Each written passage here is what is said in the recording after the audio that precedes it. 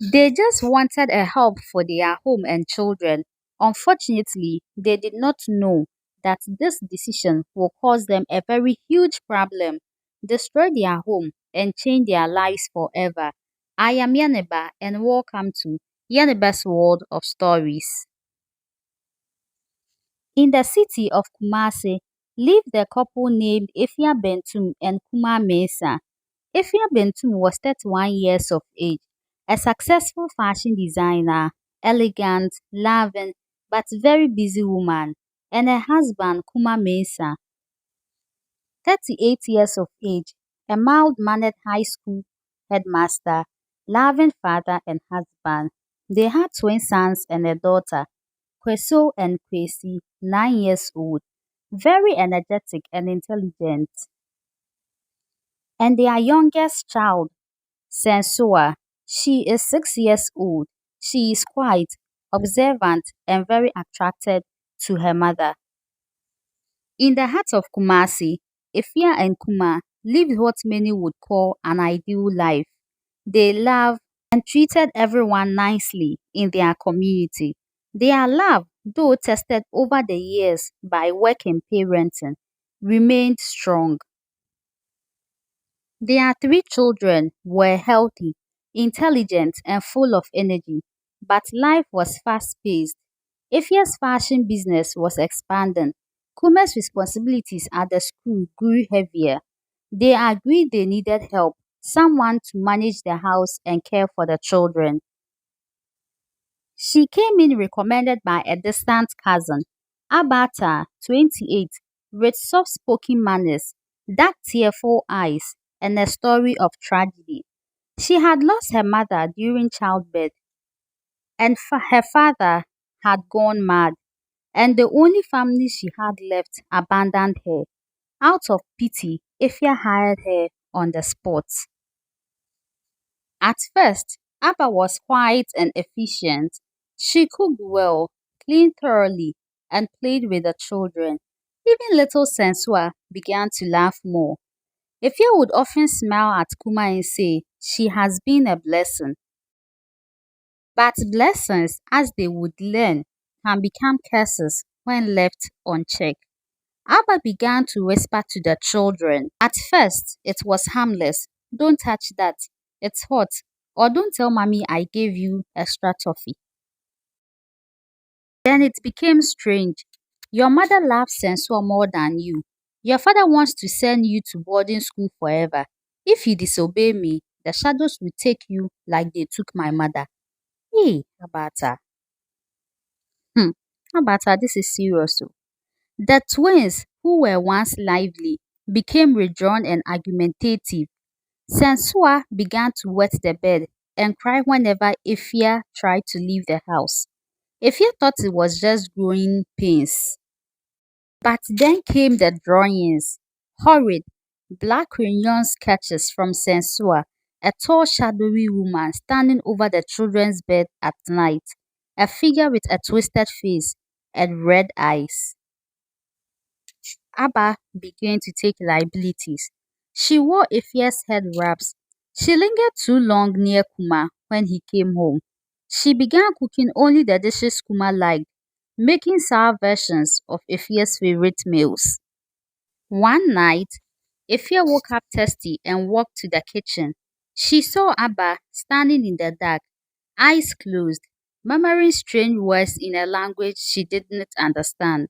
Her hands dipped into a bowl of what looked like crushed charcoal and chicken feathers. Ifya screamed. Abba dropped the bowl and fell to her knees. "It was for protection. I was praying," she stammered. Kuma, skeptical of Ifya's growing concerns, said, "You are overworking yourself, Ifya. Let her be." But then the dream started. Each night, Ifya dreamt of drowning in thick black water while her children screamed for help. Kuma dreamt of burning hats, of being chased by a woman with a burnt face. Sensua started sleepwalking. The twins began speaking in strange tongues during their sleep. And always, Abba would be in the hallway when they awoke, claiming she was checking on them. It all escalated the day Sensua disappeared. The entire neighborhood joined the search. Sensua had gone missing from her room in the early hours of dawn. The front door was locked from the inside. The only one who wasn't searching was Abba. She sat in the kitchen, humming boiling water when Efia screamed at her. Abba only smiled. She would return when the payment is made. What payment? Kuma roared. The sacrifice. One for each wound I carry, one for each lie I lived. It was in that moment they knew Abba was not just a troubled girl. She was a cursed soul, carrying spirits that demanded restitution. An old priestess from Bremen was called. She examined the house and recalled, "This place has been marked by Akonfo Yamibre, the spirit of vengeance. Someone in this home summoned them and fed them." She pointed to the basement. Under the washing machine, hidden behind a loose panel, they found a box of strange dolls with nails, children's hair, bones, and bloodstains. Abba's shrine. The priestess began rituals immediately.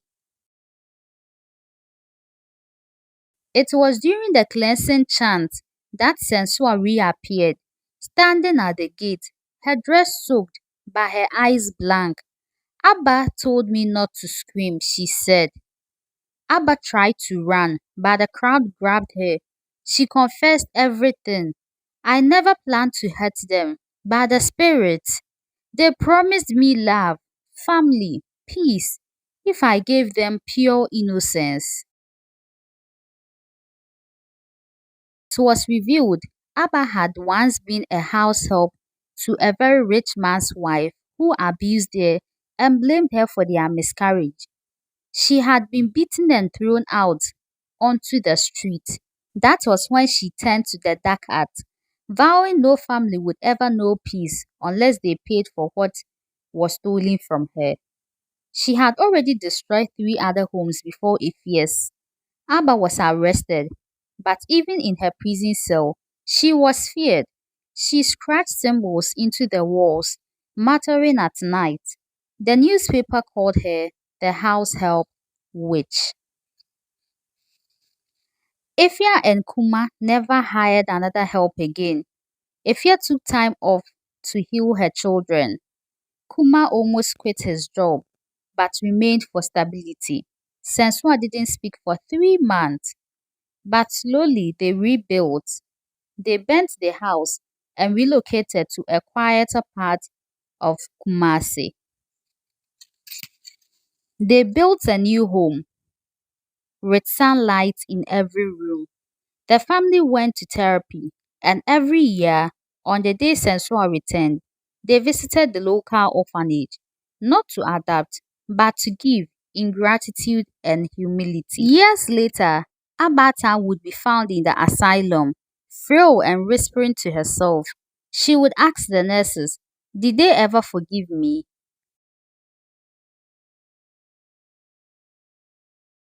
When the nurses asked who, she would only say, "The ones I tried to love by raining." She died on Hamatan morning, clutching a doll with three heads, one smiling, one crying, and one bleeding.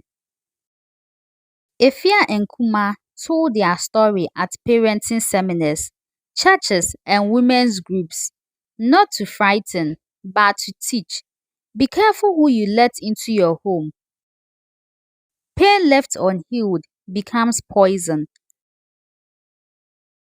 and sometimes the most pitiful soul can carry the darkest curse. They lived forever weary, forever grateful, and forever changed. This is the end of the story. Hmm.